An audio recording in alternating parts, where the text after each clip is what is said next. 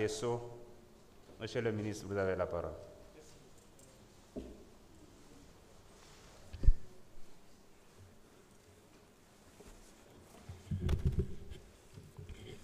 Je vous remercie, Monsieur le Président.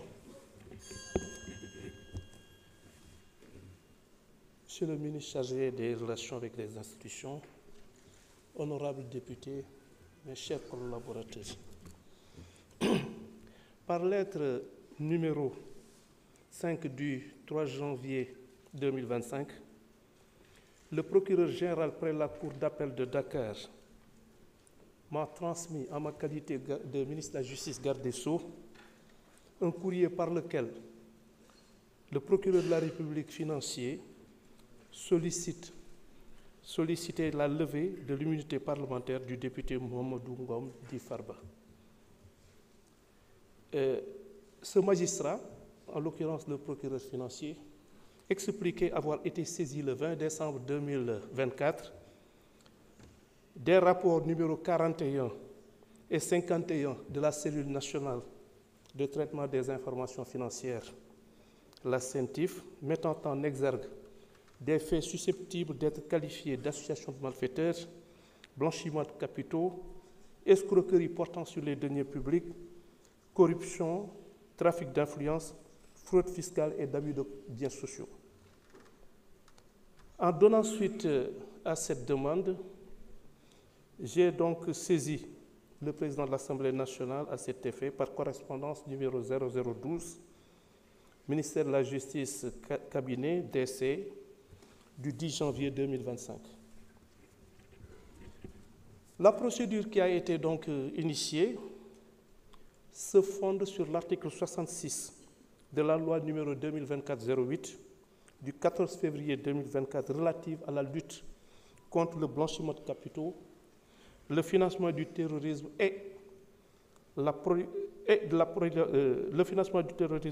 prolifération des armes de destruction massive, qui dispose notamment que lorsque les opérations mettent en évidence des faits susceptibles de revêtir une des dites infractions, la CENTIF transmet un rapport sur les faits au procureur de la République qui saisit immédiatement le juge d'instruction.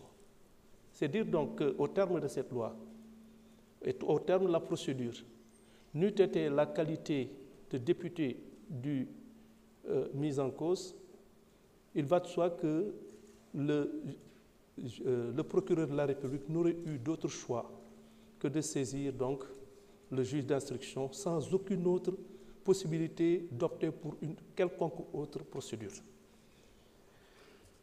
Il ressort donc des dispositions que dans le cas d'espèce, le procureur de la République ne peut ni apprécier l'opportunité des poursuites, ni ordonner l'ouverture d'une enquête. S'agissant de la levée de l'immunité parlementaire d'un député, elle est régie par les dispositions, comme l'a rappelé tout à l'heure M. le rapporteur, des articles 61 de la Constitution et 52 du règlement intérieur de l'Assemblée nationale.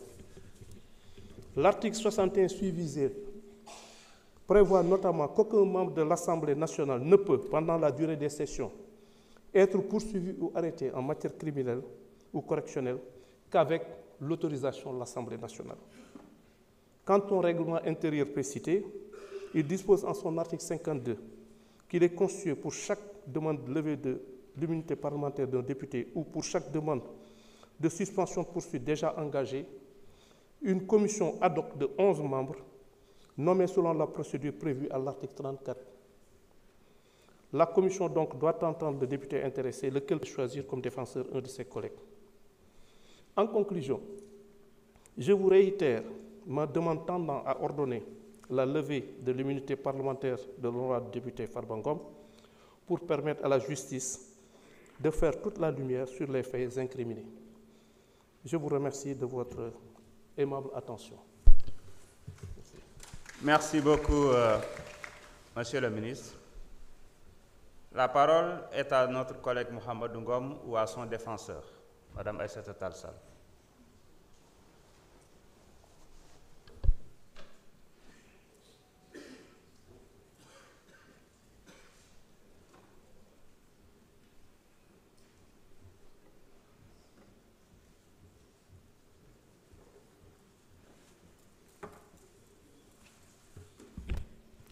Je vous remercie, Monsieur le Président, mes très chers collègues.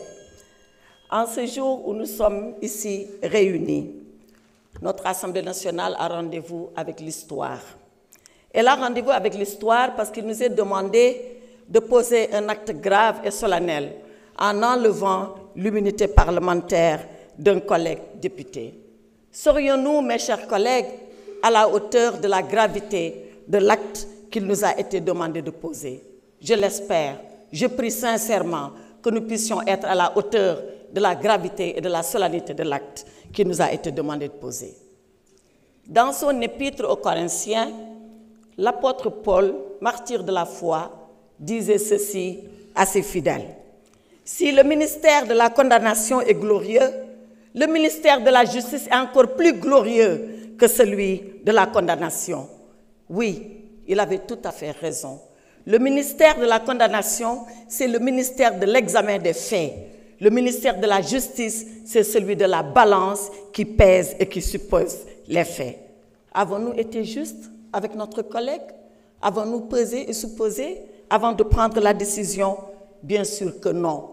Avons-nous été justes avec Farba Ngom lorsque nous statuions sans dossier? Je le dis, je le répète et je le confirme. Oui, il m'a été transmis un dossier entre guillemets, 4 lettres de transmission sur des feuilles volantes. Si c'est ça un dossier, on est loin de l'idée qu'on se fait de notre mission. Avons-nous été justes vis-à-vis de notre collègue Mohamedou Ngom lorsqu'il leur a suffi 10 jours, samedi et dimanche compris, pour statuer dans la précipitation sur cette demande de levée de l'immunité parlementaire? Avons-nous été justes lorsque nous sommes juges le jour et procureurs impitoyables la nuit? Voilà ce qui s'est passé. Et voilà pourquoi, dans la longue histoire de notre Assemblée, pour la première fois, une demande de levée d'immunité parlementaire a suscité autant de débats, autant de controverses et autant de polémiques. Et pourtant, il nous faut décider. Il nous faut décider parce que nous sommes l'Assemblée nationale. Il nous faut décider parce que nous sommes les représentants que le peuple a envoyés ici à notre place. Il nous faut décider parce que nous devons être une assemblée juste, une assemblée nationale, une assemblée souveraine et une assemblée de rupture, comme on l'a promis aux Sénégalais. Voyez-vous, Monsieur le Président, je m'en vais terminer sans presque plaider, sans presque vous dire ce que nous devons faire pour notre honorable collègue. Savez-vous pourquoi? Parce que notre honorable collègue n'a jamais voulu venir ici pour demander une quelconque protection. Il ne l'a jamais demandé parce que dans le Fouta lointain d'où nous sommes originaires, il nous est appris une chose. Il nous a été appris là-bas que vivre dans la peur est un échec de la vie. Nous n'avons pas peur, nous, de la mort. Et c'est pour ça que nous n'avons pas peur de la vie. Et Mohamedou Ngom est prêt à affronter la vie parce qu'il sait qu'il va affronter un jour la mort. Sousi maya, huli maya, sous maya, minen ko dum min jangina, ko dum min gandi, ko dum min muynina, ko dum wala men bibbi futankobe. Farbinu sousi mo wour, obi sousi mawo may, te dum do ma gas ender Sénégal, min jabata ha ila yawmi dini, penali une pawe e do men, min jabata ha ila yawmi dini, gonga men ina tete. Ici, dans cette assemblée, l'honorable Farba Ngom a confié son sort à Allah subhanahu wa ta'ala. C'est le seul juge, c'est le dernier juge et c'est le meilleur juge. C'est le juge qui jugera ceux-là qui ont jugé. Jugeons pendant que nous pouvons encore le faire. Jugeons pendant que le peuple sénégalais nous regarde. Jugeons pendant que nous sommes là, face à notre conscience. Le reste appartiendra à l'histoire et l'histoire jugera Mohamedou Ngom. Je vous remercie, mes chers.